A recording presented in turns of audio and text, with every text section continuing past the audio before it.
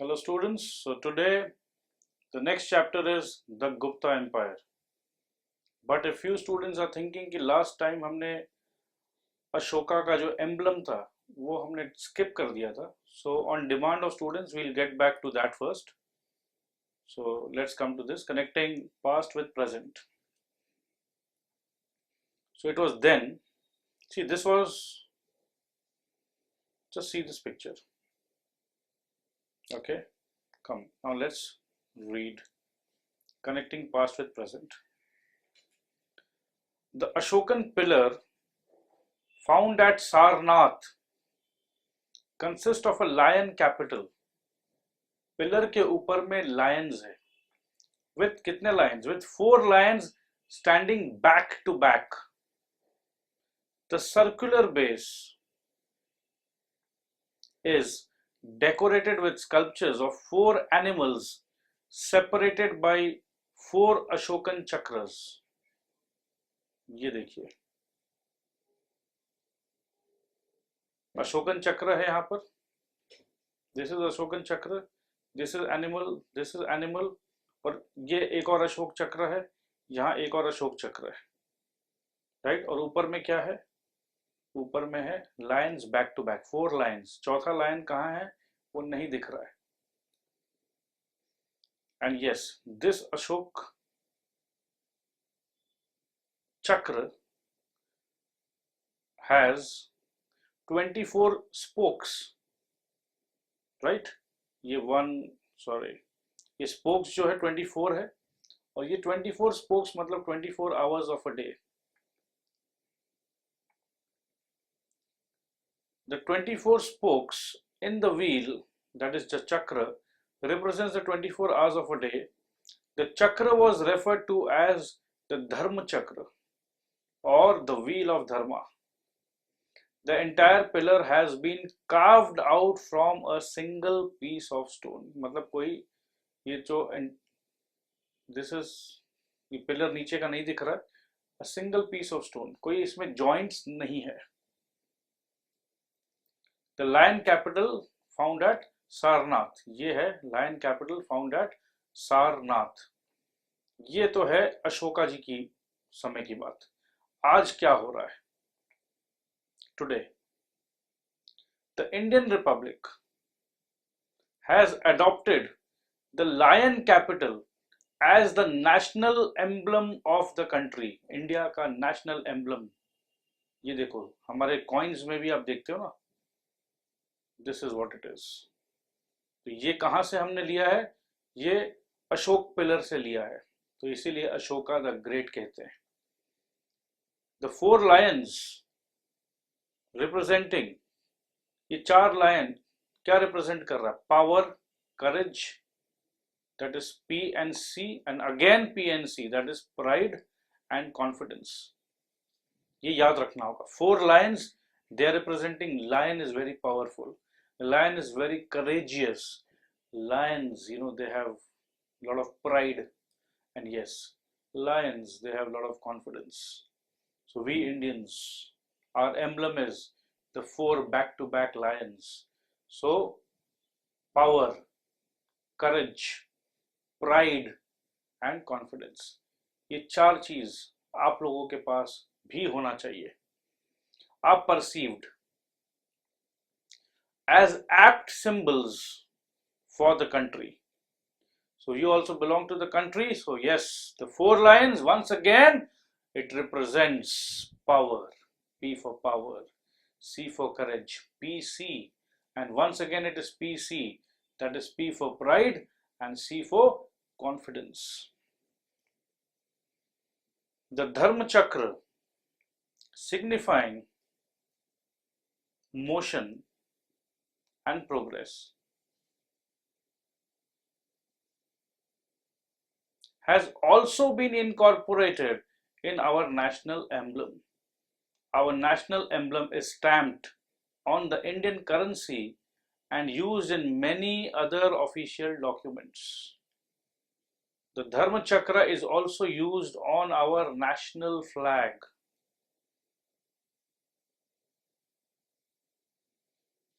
चलिए, तो ये हमने कवर किया लास्ट क्लास मौर्यन एम्पायर का, ये थोड़ा सा छोड़ दिया था। आज हम पढ़ेंगे about the Gupta empire. So are you people ready? चलिए।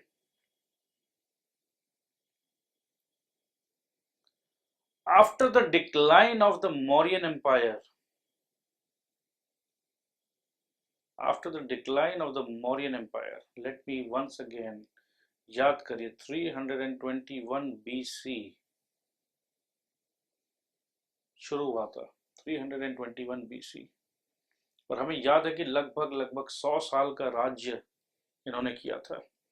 सो 232 BC तक approximate Mauryan Empire was absolutely strong, right? After the decline, यहां से डिक्लाइन शुरू हुआ था। So just history को समझ रहे हैं। After the decline of the Mauryan Empire, the Kushanas in the north and the Satavahanas in the Deccan, Deccan is south, so north and south.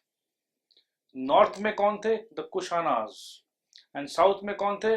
The Satavahanas in the Deccan, ruled over two of the largest kingdoms in the Indian subcontinent, Northern Kingdom, Southern Kingdom, right? So what they used to divide it into 4 provinces, अगर आपको याद हो तो, North, West, East and South. So यहाँ पर Mauryan Empire के decline के बाद Kushanas in the north and south में कौन थे? सतावाहनास in the south. आगे बढ़ते हैं। After their decline, whose decline? The Mauryan Empire. There was a period of political chaos. What do we understand by political chaos? Not a single ruler, who was as powerful as the Mauryan rulers. So political chaos, कोई एक particular राजा ने ऐसा कुछ नहीं किया कि yes ये पूरा एम्पायर इस राजा ने संभाल रखा है। Two larger kingdoms split into several smaller kingdoms. In the beginning of the 4th century CE, ये इंपॉर्टेंट है, यही मैं आपको बताना चाह रहा था। 4th century CE, देखो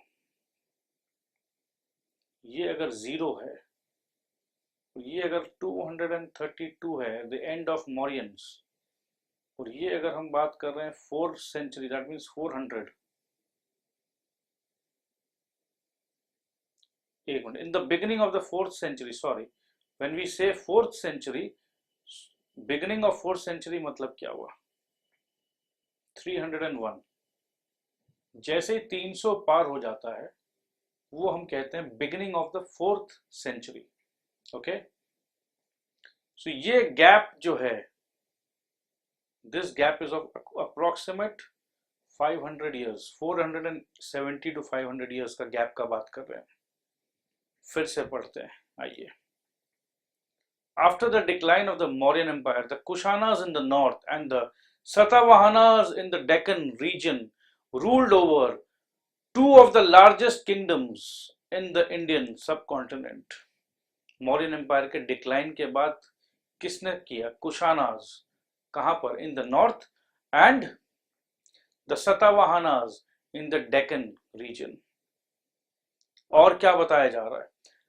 और ये बताया जा रहा है कि there was a period of political chaos, the two larger kingdoms split into several smaller kingdoms. अब मैं ये आपसे पूछना चाह रहा हूं, ये कौन से 2 लार्ज किंगडम का बात कर रहे हैं? ये बात कर रहे हैं इन 2 लार्ज किंगडम का। Yes, the Kushana kingdom in the north and the Satavahanas in the Deccan. ये 2 जो लार्ज किंगडम थे, मौर्य के बाद इन्होंने संभाल रखा था बड़े किंगडम को। They were the only boss, but कितने दिन तक? ज्यादा दिन तक नहीं। ये किंगडम भी स्प्लिट होना शुरू हो गए। The 2 larger kingdoms split into several smaller kingdoms. देखो, मौर्यन एम्पायर में हमने पढ़ा था कि हाउ चंद्रगुप्त मौर्य ने छोटे छोटे किंगडम को जोड़ा था, राइट? अब ये देखो वापस सारे के सारे जैसे जिक्सॉ पजल होता है, सब कुछ जोड़ते हैं और एक टाइम पे सब कुछ बिखर जाता है, तो वापस से ये पूरा देश बिखर गया है।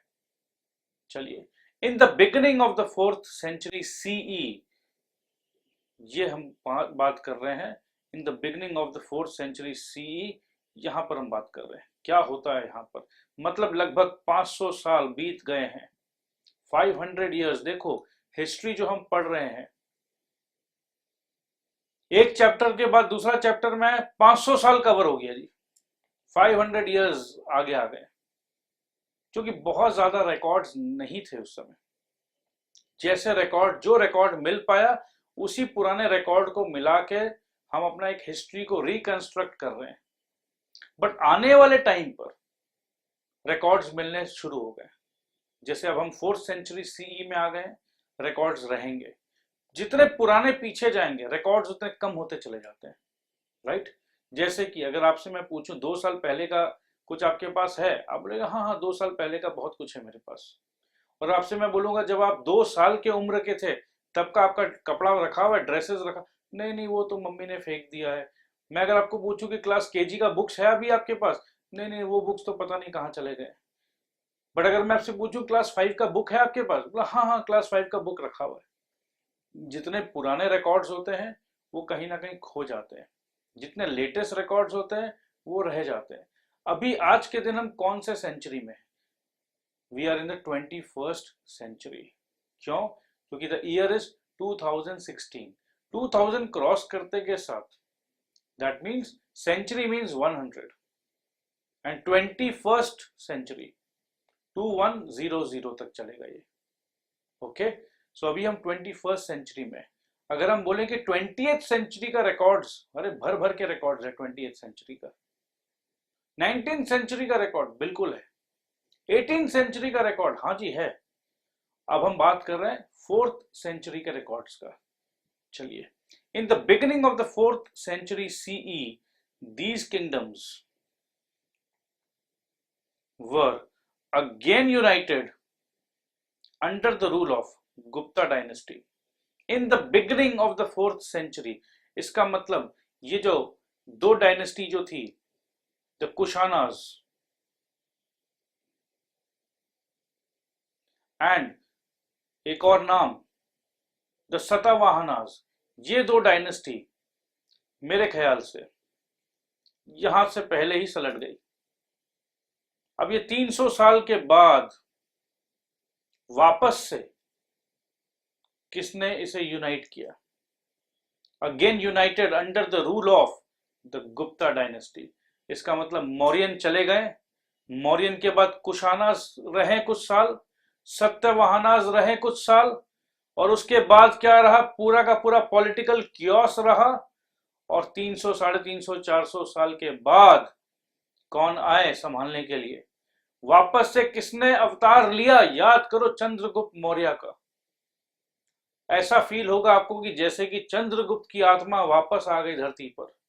उससे देखा नहीं गया कि देखो मैंने पूरे देश को एक किया था, अब ये देश वापस से स्प्लिट हो गया। उसने शायद भगवान को बोला होगा कि हे प्रभु मुझे वापस इंडिया में जन्म लेने का मौका दो, मैं वापस से जाकर, देखो मैं वापस से जाकर ये एम्पायर को ठीक करूंगा। और हे प्रभु लास्ट टाइम तो मेरे वंश ने 100 साल राज किया था, प्रभु इस बार ऐसा वरदान दो कि इस बार 200 साल राज करे। और भगवान ने कहा तथास्तु। आइए पढ़ते हैं, आत्मा वही नाम अलग, बट क्या पता कि नाम भी वही रख दिया गया हो। So Gupta dynasty, the Gupta empire was one of the largest political and military empires in the ancient India. The Gupta kings ruled between the 4th century and 6th century CE over most of the northern India. ठीक है, 301 से 500 के बाद अगर rule किया हो तो लगभग 200 साल हो गए, 200 इयर्स का रूल।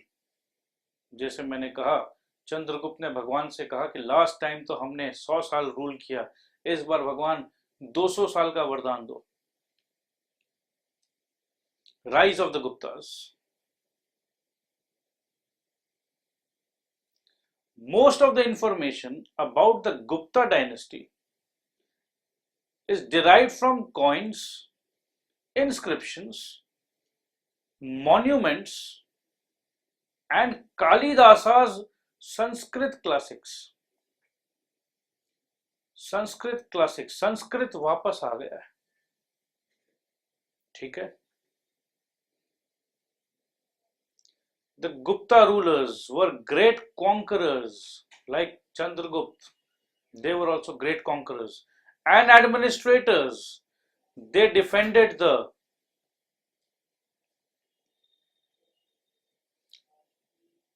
country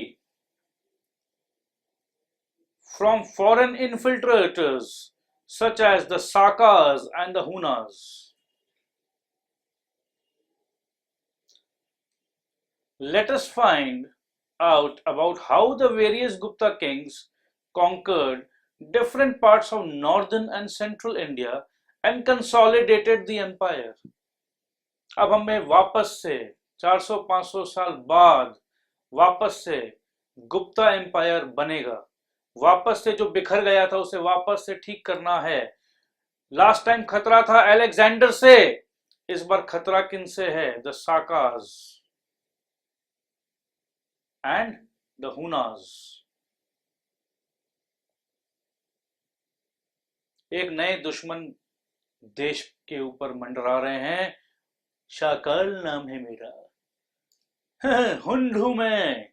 सो ऐसे राक्षस समझ लो, ये देश पर आतंक मचाने की कोशिश कर रहे थे, बट कौन बचाता है? अरे सर, चंद्रगुप्त वन। यस, इनका नाम है Chandragupta one. Was the first important ruler of the Gupta dynasty. वो डायनेस्टी क्या थी? वो थी मौर्यन डायनेस्टी। ये डायनेस्टी है गुप्ता डायनेस्टी। कॉमन क्या है? उसमें भी चंद्रगुप्ता था, बट वो चंद्रगुप्त मौर्य था, यहां पर गुप्ता डायनेस्टी है। मुझे तो ऐसा लग रहा कि शायद कुछ ना कुछ कनेक्शन है। He succeeded his father Ghatotkacha in 319 CE। याद करो, वहां पर था 321 BCE और यहां पर है 319 CE। हाँ, फर्क यह है कि ये बीच में 0 है, तो गैप अगर आप देखोगे तो लगभग 321 प्लस 319 अगर अपने करते हैं तो 640 साल बाद वापस से कौन आया? चंद्रगुप्त आया। Chandragupta married Kumara Devi, a princess of the Licchavi tribe. कौन सा tribe? Licchavi. a powerful tribe, Licchavi tribe, very powerful. Licchavi कैसे याद रखना है? समझ लो कि इच्छावी ट्राइब था, जो इच्छा करते थे वही हो जाता था, तो लिच्छावी ट्राइब। और क्या नाम था? Kumara Devi. With political control. और ये लिच्छावी ट्राइब जो बहुत पावरफुल ट्राइब थी, उनका पॉलिटिकल कंट्रोल कहां कहां पर था? Regions near Magadha. और yes, Chandragupta one, after getting married with this Kumara Devi, who belonged to Lichavi tribe, he received Magad with its capital city Pataliputra as part of his dowry. दहेज में क्या मिला? दहेज में मगध मिल गया।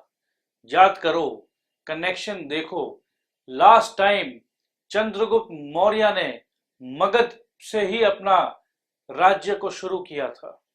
लास्ट टाइम उसने नंदा को हराया था, धनानंदा को हराया था। और इस बार जैसे होता है ना कि विधि का विधान, कि ये मगध तो तुम्हारा ही है चंद्रगुप्त, तो चलो तुम्हें ही मिल जा रहा है। तो चंद्रगुप्त का मेहनत जो पिछले जन्म में उसने किया था, वो इस बार बिना मेहनत किए विवाह के साथ ही मिल गया उसे डाउरी के रूप में। अब क्या होता है? With the help of the Licchavis, Chandragupta conquered a number of surrounding territories. वही कहानी रिपीट हो रही है। His kingdom included areas of modern Bihar and parts of Uttar Pradesh and Bengal. बात हो रहा है कि मॉडर्न बिहार, अगर आज के दिन मॉडर्न मतलब हो रहा है 21st सेंचुरी का बिहार, बात कर रहे हैं 4th सेंचुरी में। सो धरती तो वही थी, नाम बदल गया है। He assumed the title of महाराज अधिराजा। महाराज अधिराज चंद्रगुप्त पधार रहे हैं, ऐसा होता था। अब कहानी शुरू हो रही है समुद्रगुप्त की, राइट। चंद्रगुप्त का बेटा उधर था बिंदुसारा, और यहां पर कौन है? Samudragupta. Chandragupta I was succeeded by his son Samudragupta in 330 CE. He is considered to be one of the great military geniuses in Indian history. Military geniuses मतलब आर्मी को कंट्रोल करने का जो पावर समुद्रगुप्ता में था, he is considered to be the genius and is also referred to as the Napoleon of India. बहुत बड़ा खिताब मिल रहा है, नेपोलियन ऑफ इंडिया। इसका मतलब समुद्रगुप्त में समुद्र जितना पावर था। One of the most important sources of information on Samudragupta's reign is an inscription engraved on a stone pillar at Allahabad known as the Allahabad Pillar Inscription। याद करो, मौर्यन एम्पायर में भी अशोकन पिलर थे, तो वही चीज चल रहा है यहाँ पर। इलाहाबाद पिलर इंस्क्रिप्शन और Prayag Prashasti. It was written in Sanskrit by his court poet Harisena. कमाल का बात है, समुद्रगुप्ता को मिलिट्री जीनियस बोला जा रहा, तो इनके पोएट भी जो थे उसमें भी नाम आता है सेना। सेना मतलब मिलिट्री, तो हरि सेना। चलो, और इलाहाबाद में जो पिलर इंस्क्रिप्शन था उसे और एक नाम क्या दिया गया था? प्रयागा प्रशस्ति। प्रशस्ति सस्ती थी क्या वो? नहीं भाई, बड़ा महंगा पिलर था, सस्ती नहीं थी। चलो, अब कॉन्क्वेस्ट ऑफ समुद्रगुप्त। समुद्रगुप्ता के बारे में सर इतना बड़ा बड़ा बात कहा जा रहा है कि वो मिलिट्री जीनियस थे, ऐसा था वैसा था, तो चलिए उसके बारे में भी तो कुछ बताइए कि समुद्रगुप्ता ने ऐसा क्या किया था। चलो, the beginning of समुद्रगुप्ता's reign, rain मतलब rule, was marked by the defeat of his immediate neighbors। Samudragupta ने बोला चलो पहले अगल बगल के जो पड़ोसी है राज्य है उनके ऊपर हमला करता हूं मैं। His conquest मतलब इनकी जीत extended the Gupta Empire over the Ganga Jamuna Valley up to Mathura। Extended the Gupta Empire। Gupta empire अब शुरू हुआ मगध। याद करो शुरू कहां से हुआ था? मगध से, राइट। अब मगध से कहां पहुंच गए? मथुरा तक पहुंच गए। क्या हमारे पास कोई मैप है? हाँ जी, मैप है। ये मैप देखिए आप, इसमें पिंक कलर जो है, pink colour is of Samudragupta. ये मथुरा आप देख सकते हो आराम से,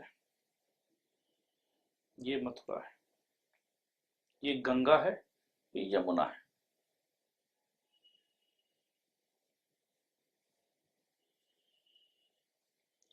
आगे बढ़ते हैं।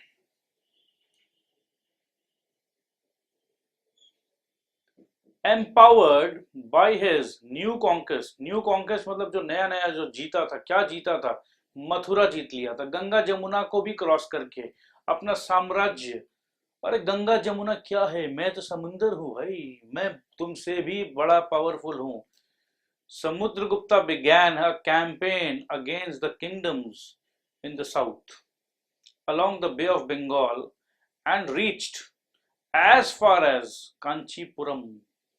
तो क्या हम देखें समुद्रगुप्ता जी ने कांचीपुरम कब पहुंचा, कहां पहुंचे, कैसे पहुंचे?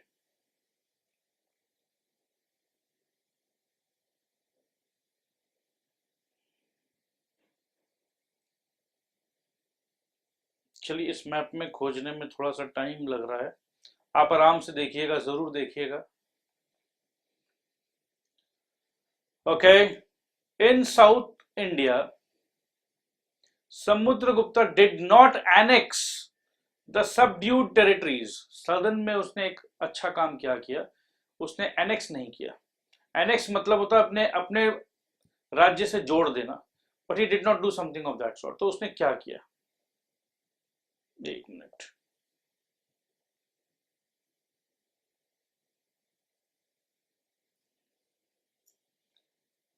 And allowed them to rule as tributary kings. कि देखो भाई, एनेक्स मतलब क्या होता है कि भाई अब मैं राजा हूं, राजा तो मैं तुम्हें ही कर देता हूं, तुम ही राज्य चलाओ, बट मुझे टैक्स देते रहो, मेरे को किंग मानो। तुम राजा हो इस प्रजा के, बट तुम्हारा राजा कौन, तुम्हारा राजा मैं। समुद्रगुप्ता हैड रियलाइज्ड, समझदार व्यक्ति था, मिलिट्री जीनियस कहा जाता था उसे। उसे मालूम था कि that without proper transport and communication, अगर वापस देखो आज के दिन अगर आपका दिल्ली में ऑफिस है, ब्रांच ऑफिस, कैलकाटा में रहते हो, आपको 2 घंटे पे आप दिल्ली पहुंच सकते हो। उन दिनों ट्रांसपोर्ट इतना इजी नहीं था, राइट? एंड ही न्यू कि that without proper transport and communication it would be difficult to control the southern states. क्योंकि मैं कंट्रोल नहीं कर पाऊंगा प्रॉपरली, इससे बेहतर क्या है, इससे बेहतर है कि देखो तुम लोग ही चलाओ, बट मुझे अपना बॉस मानो। अब बात करते हैं इस डायरेक्ट रूल, कहां कहां पर समुद्रगुप्ता ने डायरेक्ट रूल किया। His direct rule extended over most of the northern India with the exception of Kashmir. Kashmir नहीं था जी उनके पास, वेस्ट पंजाब नहीं था, पार्ट्स ऑफ राजस्थान नहीं था, सिंध एंड गुजरात नहीं था। It included the highlands of the central India to the east of Jabalpur, Chhattisgarh, Odisha and some areas along the eastern coast. बच्चे ये आप लोगों को याद करना होगा। Samudragupta issued 8 different types of coins, all in gold. My God.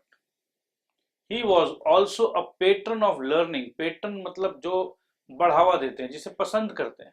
Okay, learning, yes, मैं राजा हूं और मैं चाहता हूं कि मेरा प्रजा पढ़ाई लिखाई करे, कुछ सीखे, कुछ अच्छा करे।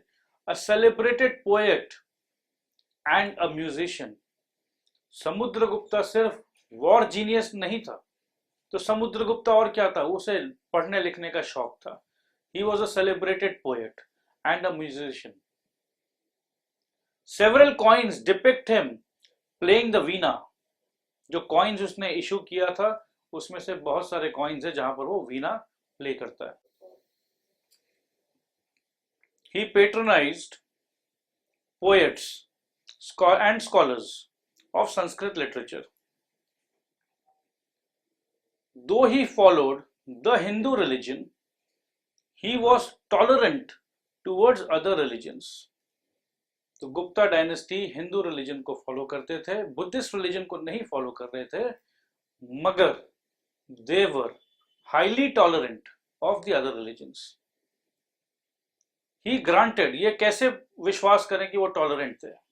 ही granted permission to the king of Ceylon, that is Sri Lanka, to build a monastery for Buddhist pilgrims in Bodh Gaya. अगर हम टॉलरेंट नहीं होते बुद्धिस्ट रिलीजन के प्रति, तो मैं ये परमिशन क्यों देता किंग ऑफ सिलोन को कि आइए आप हमारे देश में आकर बुद्धिस्ट मोनेस्ट्री बनाइए। Samudragupta was succeeded by Chandragupta two. अरे सर, ये चंद्रगुप्त ने वापस आ गए, अरे क्या करें। चंद्रगुप्त टू, आइए, चंद्रगुप्त टू को नाम नया मिला है। क्या नया नाम मिला है? चंद्रगुप्त टू और Vikramaditya was one of the most powerful kings of ancient India. तो ये सारा credit Chandragupta, Chandragupta and Chandragupta. So we have Chandragupta Maurya, then we have Chandragupta one, उसके बाद उनके पुत्र समुद्रगुप्त, और उसके बाद वापस से चंद्रगुप्त. क्या बात है.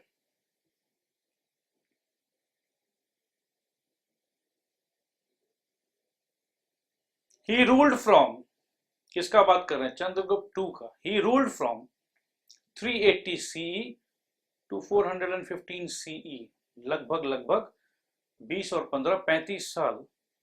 During this time the Gupta empire reached its zenith. Zenith मतलब highest point. The greatest victory was over the Saka satraps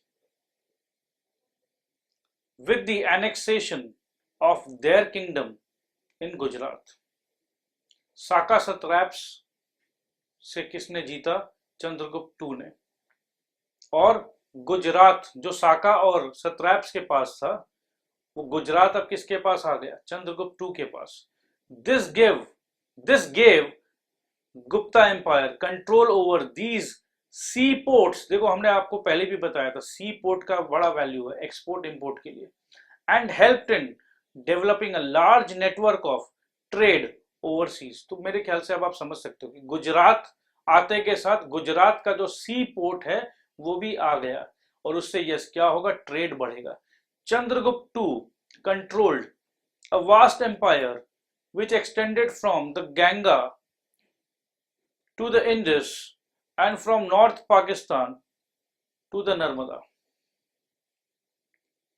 He usually resided at Ayodhya, which he made his capital. तो चंद्रगुप्त टू ने कैपिटल किसे बनाया, अयोध्या को बनाया. Chandragupta two was a great patron of literature, and the Navratnas or 9 gems adorned his court. Sir हमने तो अकबर के 9 रत्न सुने थे, अकबर तो भाई बहुत बाद में आएगा, राइट. ये चंद्रगुप्त टू के पास नवरत्न या 9 जेम्स कहाँ थे, उसके पास थे, उसके कोर्ट में. कोर्ट मतलब आज का मॉडर्न कोर्ट नहीं, हाई कोर्ट, सुप्रीम कोर्ट, उसके राज्य में. The most prominent being the legendary Kalidasa. आगे बढ़ते हैं. अब ये अकाउंट ऑफ फाहीन, देखो क्या होता है ना कि हम अपना घर का बच्चा का तो हमेशा तारीफ करेंगे, बट अगर पड़ोसी भी तारीफ करे हमारे घर के बच्चे का तो लगता है कि हाँ भाई बात में दम है. तो अकाउंट ऑफ फाहीन, फाहीन कौन थे, Fahien was a Chinese pilgrim who visited India during the reign of Chandragupta two. Chandragupta two जब राज्य कर रहा था, जब चंद्रगुप्त टू राजा था, तो फाहीन एक चाइनीज पिलग्रिम कहाँ आया, हमारे देश इंडिया में आया. And he gave a general description of north India at that time. North India जहां ये गुप्ता डायनेस्टी काफी स्ट्रॉन्ग थी, उसने क्या कहा, Fahien describe people as honest, prosperous and happy. ईमानदार, तरक्कीशील और खुश. Corporal punishments were also rare. जब लोग खुश हैं, ऑनेस्ट है, तो कॉर्पोरल पनिशमेंट क्यों होगा, डेथ सेंटेंस क्यों होगा. लेटर गुप्तास. अब चंद्रगुप्त टू के बाद क्या होता है, Chandragupta two was succeeded by Kumar Gupta one, Skanda Gupta the latter's successor. Chandragupta two के बाद आया कुमार गुप्ता वन, और कुमार गुप्ता वन के बाद आया Skanda Gupta. Is generally considered the last of the Gupta great Gupta rulers. मतलब चंद्रगुप्त टू, उसके बाद कुमार गुप्त, और उसके बाद सकंद गुप्त. यहां तक तो भाई बहुत पॉपुलर और बड़े पावरफुल राजा रहे, उसके बाद नहीं हुआ. सकंद Gupta, he defeated the White Hunas as the latter attempted to invade India. Latter मतलब ये White Hunas attempt किए इंडिया को इन्वेट करने के लिए. कहां से, from the northwest. Sakand Gupta's successor were weak rulers. They were unable to protect the empire from continuous Huna attacks. एक बार तो सकंद गुप्ता ने तो हरा दिया व्हाइट हुनास को, बट क्या वो चुप बैठ गए? नहीं नहीं, वो चुप नहीं बैठे। सकंद गुप्ता के मरने के बाद उसके पुत्र काफी कमजोर थे, they were not very strong rulers, और हुना ने अटैक करना शुरू किया। आगे क्या होता है? By the middle of the 6th century CE, middle मतलब लगभग 550, the extent of the Gupta Empire had decreased considerably. Many independent rulers established powerful kingdoms. These kingdoms were constantly at war with each other. वापस से जैसे jigsaw puzzle को जोड़ा था हमने अच्छे से, वापस से ये बिखर गए, वापस से ये से बिखर गए हैं जी, अब इसे वापस से जोड़िए।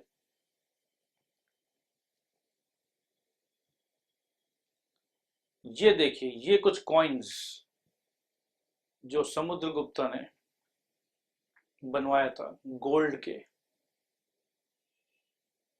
Yes, India was very rich. Rule of the Gupta's. अब ये गुप्ता रूलर्स जो थे वो कैसे रूल करते थे? The Gupta Kings were able administrators and great patrons of literature, art, and architecture. Therefore, great strides, stride मतलब क्या होता है? जब आप एक पैर को दूसरे पैर तक लेते हो ना, उसे कहते हैं स्ट्राइड। तो काफी कदम आगे बढ़ा था। कहां पर? In the fields of culture and science during this period. Culture, science, बहुत अच्छी बात बोली गई है। कल्चर, लिटरेचर, आर्ट, आर्किटेक्चर, जो उस जमाने का कल्चर को बताता है। और साइंस में भी काफी तरक्की हुई थी, ये हम बताएंगे आपको। आर्यभट्ट जो है वो उस जमाने में थे, गुप्ता के जमाने में थे। This had led many historians to describe the Gupta age as a golden age. Gupta age जो 200 साल तक जो था, गोल्डन एज माना जाता है कि यस, ओवरऑल प्रोग्रेस। फाहीन का कहना है कि उस समय इंडियंस ऑनेस्ट, हार्ड वर्किंग और बड़े हैप्पी किस्म के हुआ करते थे। तो सोचो, जब लोग, प्रजा अगर खुश है तो उसे कहते हैं गोल्डन एज, राम राज्य। In Indian history, however, one must remember that these developments were restricted only to the northern India. हमारा नेक्स्ट चैप्टर है सदर्न इंडिया। ये जितनी अच्छी अच्छी बातें जो हो रही है नॉर्दर्न इंडिया में। अगर मैं आपसे पूछूं कि सदर्न इंडिया में क्यों नहीं हुआ, याद करो समुद्रगुप्ता को क्या लगा था कि ट्रांसपोर्ट फैसिलिटी नहीं है, कम्युनिकेशन फैसिलिटी नहीं है, तो उसने सदन के जो राज्य को एनेक्स नहीं किया था। वो डायरेक्ट रूल नहीं कर रहा था। तो जब इंसान डायरेक्ट रूल नहीं करता है तो उस जगह पे, उस क्षेत्र पे उसने ज्यादा ध्यान नहीं दिया। तो ज्यादा ध्यान कहां दिया गया? नॉर्थ इंडिया में। Moreover, many other periods in Indian history have witnessed numerous wonderful achievements as well. अब ये कहा जा रहा है कि देखो गोल्डन एज, हाँ हाँ कह सकते हैं हम कि that period was a golden period, but ऐसा नहीं है कि उसके बाद गोल्डन पीरियड कभी दोबारा इंडिया में आया ही नहीं। हाँ, बट एक बात मैं दावे से कह सकता हूँ कि 200 साल का गोल्डन पीरियड वो तो शायद नहीं आया होगा। इसीलिए हिस्टोरियंस कहते हैं कि 200 साल का golden period is really a big golden period. अब बात करेंगे एडमिनिस्ट्रेशन का। 200 साल तक अगर कोई एम्पायर टिका हुआ है तो administration has to be very very very strong. The Guptas had a strong central government, but they also allowed certain degree of local control. देखो, ये फर्स्ट टाइम है कि उन्होंने पावर जो है सिर्फ अपने ऊपर नहीं रखा। ये 100 साल से 200 साल तक का कन्वर्जन कैसे हुआ?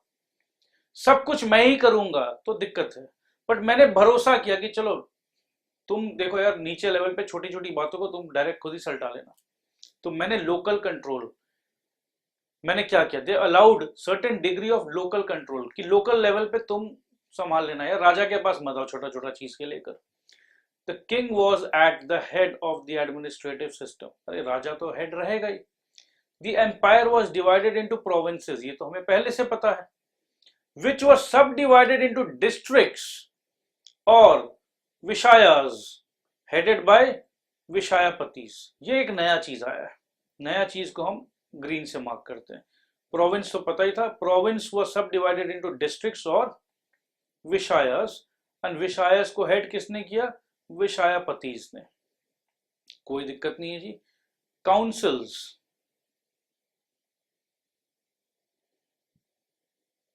इन ईच डिस्ट्रिक्ट, अब डिस्ट्रिक्ट, पहले प्रोविंस, फिर प्रोविंस में डिस्ट्रिक्ट, और डिस्ट्रिक्ट में जो विषायपतीस थे उनको कौन हेल्प करते थे? काउंसिल हेल्प करते थे। अकेले भाई वो आप बस बैठ गए हो, आप अकेले नहीं, आपको एक मैं दे रहा हूं, मैं लोग दे रहा हूं आपको। Council in each district help the vishayapatis in administration. मतलब क्लियर है कि पावर को कैसे कैसे डिस्ट्रीब्यूट कर दिया गया। Members of the royal family were appointed as governors of provinces and were assisted by officials called कुमारामात्यास। ये एक आप काम करना, इस पूरे पैराग्राफ को आप एक फ्लो चार्ट के रूप में बनाना कि यहाँ राजा है, यहाँ प्रोविंसेस है, इस प्रोविंसेस को हमने डिवाइड किया डिस्ट्रिक्ट्स में, राइट, और प्रोविंस में कौन है? गवर्नर है, यहाँ राजा है। ये आप अपने आप में एक फ्लो चार्ट, आप इसको पढ़ोगे घर पे और आप खुद एक फ्लो चार्ट बनाओगे, ठीक है?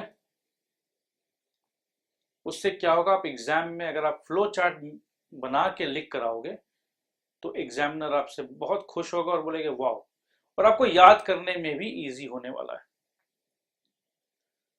The Gupta system of urban and rural administration was based on the principle of encouraging as much of local participation as follows. मैं तो अगर एग्जामिनर हूं तो ये क्वेश्चन दे दूं आपको और मैं बोलूंगा कि यू अग्री और यू डिसअग्री, और यस यू वुड अग्री, और इसको आप डिस्क्राइब करोगे कि देखो राजा ऊपर में था, फिर प्रोविंस थे, प्रोविंस के बाद आपके पास डिस्ट्रिक्ट्स थे, विषायपतीस थे, उनको काउंसिल्स मिलते थे, फिर जो प्रोविंस को जो प्रोविंस जो थे ऊपर में वो रॉयल फैमिली के ही लोगों को गवर्नर बना दिया गया था, और इनको असिस्ट कौन करते थे? इनको असिस्ट करते थे कुमारामात्यास, और विषयपतीस को असिस्ट करते थे काउंसिल्स। आगे बढ़ते हैं। Economy, agriculture continue to be the main occupation. देखो एग्रीकल्चर हमेशा से एक मेन ऑक्यूपेशन रहेगा। ऑक्यूपेशन मतलब where you are occupied, where your mind is occupied. But there was a significant progress in industry and trade. Industry मतलब बनाना, किसी भी चीज को रेप्लिकेट करके बनाना, और ट्रेड मतलब जो इंडस्ट्री बनाता है उसे घर घर पे बेचना, उसे कहते हैं trade. One of the most important industries was textile industry. Silk, muslin, calico, linen, wool and cotton were produced in large quantities. जब कोई भी चीज लार्ज क्वांटिटी में प्रोड्यूस होता है तो उसे कहते हैं इंडस्ट्री, और ये लार्ज प्रोड्यूस को जब हम बेचते हैं उसे कहते हैं trade. Other important industries were pottery making, ivory work, stone cutting, carving and metal works, especially in gold, silver, copper and bronze. आगे भी है कहानी। Pearls, precious stones such as jade and quartz were exported to foreign lands. Export कर दिया जाता था, क्यों? क्योंकि सी रूट्स था उनके पास। ये आप देख रहे हो टैक्सिला यूनिवर्सिटी का रुइंस, कि बस अब खंडर रह गया है। Sea trade had developed significantly by this period. There was a brisk मतलब काफी fast, quick sea trade with the countries in the Western Asia, Southeast Asia, Africa and some Mediterranean countries. So यहाँ पर आप देख रहे हो कि trade जो है काफी बढ़ गया है। अब हम बात करेंगे एजुकेशन का। The Gupta period was known for the importance that was given to education. The Guptas founded and patronized several universities of higher learning. Education में तो भाई इन्होंने कमाल कर दिया। Some of the prominent universities were at Nalanda, Taxila, Vallabhi, Ujjain and Sarnath. ये आपको एकदम याद कर लेना होगा कि yes, Nalanda, Takshashila, Vallabhi, Ujjain and Sarnath.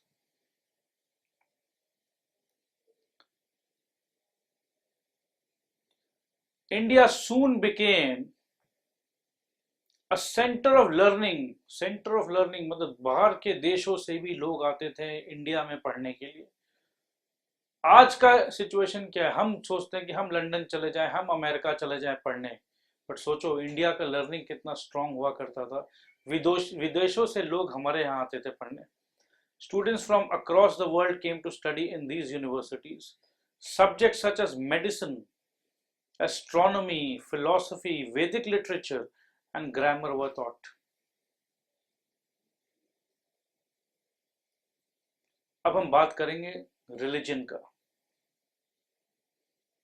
The Gupta kings were worshippers of Lord Vishnu. Therefore, they were also known as Vaishnavas. The concept of 10 avatars or incarnation of Vishnu evolved during this period. आज जो हम पढ़ते हैं कि भगवान विष्णु का 10 अवतार है, ये कॉन्सेप्ट उस जमाने में गुप्ता किंग्स के जमाने में इवॉल्व हो रहा था, डिस्कशन चल रहा था। The Guptas performed sacrifices such as the Ashvamedha यज्ञ। देखो गुप्ता किसे फॉलो कर रहा है, याद करो हमने पढ़ा था वैदिक पीरियड, तो ये वापस से गुप्ता डायनेस्टी वैदिक कल्चर को ले आए हैं। बीच में बुद्धिस्ट कल्चर चला, वापस से कौन सा कल्चर को हम बढ़ते हुए देख रहे हैं, वापस से वैदिक कल्चर को हम बढ़ते हुए देख रहे हैं, क्योंकि the concept of Brahma Vishnu and Mahesh, ये कॉन्सेप्ट आया था वैदिक कल्चर में। तो सोचो पुराना चीज कभी भी फेड नहीं होता है, फैशन चेंज होते रहता है। तो ये रिलीजन में नया फैशन आया, वैष्णविज्म। मैं किसी को सेंटिमेंट्स को हर्ट नहीं कर रहा हूँ, ये मत सोचना अरे सर आप रिलीजन को फैशन बोल रहे हो। मैं आपको समझाने के लिए बोल रहा हूँ कि देखो कैसे कैसे चीज चेंज होते रहते हैं। The Guptas performed sacrifices such as the Ashvamedha यज्ञ। ये अश्वमेध यज्ञ वैदिक पीरियड का कॉन्सेप्ट था। The cult of भक्ति और selfless devotion to gods became popular। ये भक्ति भाव तो आज भी पॉपुलर है, मतलब लगभग 1700 साल पहले से ये भक्ति सिचुएशन चालू हुआ। Many of the Gupta rulers were tolerant towards other religions. For instance, the Buddhist University of Nalanda was patronized by the Gupta king. ऐसा नहीं है कि मैं हिंदू हूं तो मैं बुद्धिस्ट लोगों को मैं नहीं मानता, नहीं नहीं। आप अगर बुद्धिस्ट हो तो यस देखो मैं आपको भी उतना ही रिस्पेक्ट करता हूं। इसका प्रमाण क्या है कि नालंदा यूनिवर्सिटी जो है वो एक बुद्धिस्ट यूनिवर्सिटी थी और उसे बनाया किसने, गुप्ता किंग ने। अब हम बात करेंगे साइंस का, बट आइए साइंस का बात करने का हम एक ब्रेक लेंगे। There was a great progress made in science during the Gupta age. Aryabhatta, a great mathematician and astronomer, wrote the book Aryabhatya. He calculated the value of pi. Moreover, he discussed the rotation and revolution of Earth and the causes for lunar and solar eclipses. The invention of zero and the decimal system gave the world a counting system. सोचो पूरा world को counting system zero India ने दिया है, zero हुआ तब counting system शुरू हुआ। सो बच्चों हिस्ट्री पढ़ रहे हो तो feel proud of what rich heritage we have and what great scientist we had and we still have. ये आप देख रहे हैं iron pillar at Delhi, close to Qutub Minar at Mehrauli in Delhi is the iron pillar dating back to the 4th century CE. It is made of 98% wrought iron and has stood for more than 1600 years. ये सोचो 1600 साल से भी ज्यादा हो गया rather, without rusting. Iron जो है तुरंत रस्ट कर जाता है, बट उन्होंने their science was so advanced, they knew some chemicals, they knew some mixture, they knew some formula कि ये रॉट आयरन भी रस्ट नहीं करेगा। इससे हमें क्या मिलता है, इससे हमें ये पता चलता है कि oh my God Their science was highly advanced. This is the proof of the advancement achieved in metallurgy during the period of its manufacture. सोचो ये फॉर्मूला आज हमें मिल जाए तो कितना कमाल हो जाए। तो यस, ऐसा होता है कि Indian old culture, old books, old text books को पढ़ पढ़कर बहुत सारे विदेश के साइंटिस्ट, हमने हमारे इंडिया में हल्दी को वैल्यू नहीं दिया, हल्दी, राइट, बट फॉरेन कंट्री ने हल्दी को वैल्यू दिया और सोचो हल्दी का जाके पेटेंट करा लिया। तो बहुत विचित्र देश है, हम हमारे कल्चर को इग्नोर करके फॉरेन कल्चर की तरफ आकर्षित हो रहे हैं। बट ये हिस्ट्री जो अपने सिलेबस में इंक्लूड किया गया, ये एक माध्यम है, एक जरिया है अपने देश को बहुत, सोचो 500-500 साल का गैप हम 1 घंटे में कवर कर रहे हैं। 500 ईयर्स का नॉलेज आपको 1 घंटे में मिल रहा है। तो I know कि you people are intelligent, so respect for the country is compulsory. Okay, चलो आगे चलते हैं। Varaha Mihira was another great mathematician. तो एक ग्रेट मैथमेटिशियन हमने पढ़ा है जस्ट आर्यभट्टा के बारे में, और ये कौन है? वराह मिहिरा एक अच्छे मैथमेटिशियन के साथ साथ वो एक अच्छे एस्ट्रोनॉमर भी थे। एस्ट्रोनॉमर कौन? जो planets and sun and stars को स्टडी करते हैं। Vagbhata wrote a book on Ayurvedic medicine. Ayurvedic medicine was really very popular. आज भी आयुर्वेदा पॉपुलर है, बट ये आयुर्वेदा का जो साइंस है ये कहीं ना कहीं पूरे प्रॉपर तरीके से हमारे पास आज मौजूद नहीं है, and we all have shifted to allopathic. Marketing allopathic ने ज्यादा अच्छा कर दिया, हमारा इंडियन आयुर्वेदा का मार्केटिंग कमजोर रह गया, और हमारा विश्वास आयुर्वेदा से बहुत हद तक उठ चुका है। मगर ऐसा नहीं होना चाहिए। Let's believe in the rich science which our country had produced. Development in literature. Sanskrit literature owes much to the Gupta rulers who patronise this language. ये लैंग्वेज को पूरा का पूरा श्रेय किसे जाता है? संस्कृत लैंग्वेज को अगर आज डेवलप किया गया तो ये गुप्ता रूलर्स को ये श्रेय मिलता है। The greatest among the scholars was Kalidasa. The greatest scholar Kalidasa, we know and we respect this person today also, who wrote lyrical poem Meghdut and great dramas such as Abhijan Shakuntalam. Many of the early Puranas, जैसे early Puranas मतलब विष्णु पुराण, गरुड़ पुराण, शिव पुराण, were written down during the Gupta period. देखो आज हम लोग कोई भी चीज को टेलीविजन के सीरियल के माध्यम से देखते हैं, न्यूज देखते हैं टेलीविजन पर। किसी भी चीज को पॉपुलर करना तो वीडियो है हमारे पास, फेसबुक है हमारे पास। उस जमाने में टेलीविजन नहीं था मेरे दोस्त, उस जमाने में लोग बुक्स पढ़ा करते थे।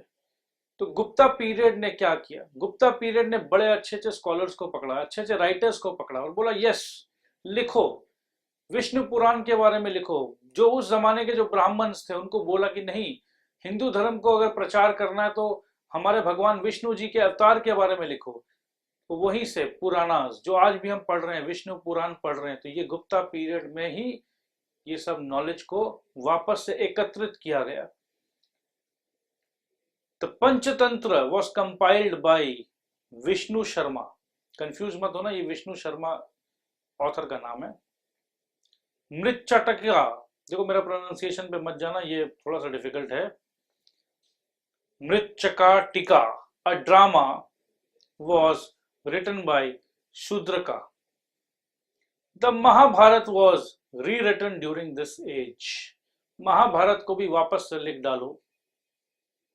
आर्ट एंड आर्किटेक्चर का बात करते हैं। During the Gupta period, most sculptures focused on spiritual themes and religious figures. Spiritual, आत्मा की बात, religion, तो जितने भी आर्टिस्टिक आर्ट जो काम कर रहे थे, मतलब पूरा धर्म, रिलीजन, भगवान का ही माहौल था 200 साल तक। Such as Buddha, Vishnu and Shiva, ऐसा नहीं है कि हम हिंदू धर्म को मानते तो बुद्धा का स्टैचू मत बनाओ, ऐसा नहीं था। तो they were very tolerant about the religions of other people also. The statues were life like and beautiful. मतलब स्टैचू को देख लो तो लगेगा ओ माय गॉड, ये तो लग रहा है कि साक्षात विष्णु जी यहाँ बैठे हुए हैं। द 10 अवतार temple at Deoghar is a fine example of Gupta architecture. The roof and pillars of the temple were artistically decorated with fine sculptures.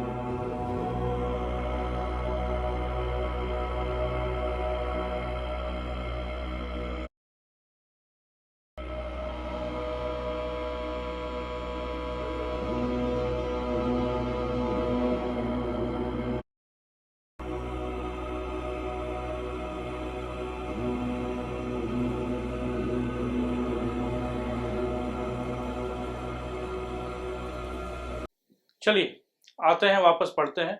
10 अवतार टेम्पल हमने विजिट किया जस्ट देवघर में। हमने लास्ट पढ़ा था artistically decorated with fine sculptures and executively carved designs. Buddhist chaityas in the Ajanta caves were also made in the Gupta period. Painting की बात करते हैं। The most famous painting are the cave paintings at Ajanta. दिखाऊंगा मैं आपको। These paintings are known as frescoes. The colors of these paintings look fresh even today. Though the Gupta Empire started declining by the 6th century CE, its contribution in the field of art and architecture, literature, and science was unparalleled. Political stability was ensured with powerful and strong government. This political stability also contributed to the economic prosperity of the kingdom. अगर politically strong हो, stable हो, तो yes, of course, क्या होगा? पैसों का prosperity होगा. With this, I think we come to the end of the chapter. Mind map, fill in the blanks, ये सब आप अपने आप कर सकते हो और एक दिन हम डिस्कस करेंगे इसे भी। सोचो 1700 साल पहले का पेंटिंग हम आपको दिखा रहे हैं एंड जस्ट इमेजिन कि ये कितने आज भी रियलिस्टिक लग रहे हैं। चलिए बाकी आप भी गूगल खोलकर देख सकते हो। With this we safely conclude कि यस, गुप्ता पीरियड वाकई एक गोल्डन पीरियड था इंडियन हिस्ट्री में, और बहुत सारे और भी पीरियड आएंगे, हमें पढ़ना है। अभी आप क्लास 6 के हिस्ट्री पढ़ रहे हो, फिर 7 में पढ़ोगे, 8 में पढ़ोगे, बस कंटिन्यूएशन रहेगा। So we are closing for the day. Thank you very much. Take care.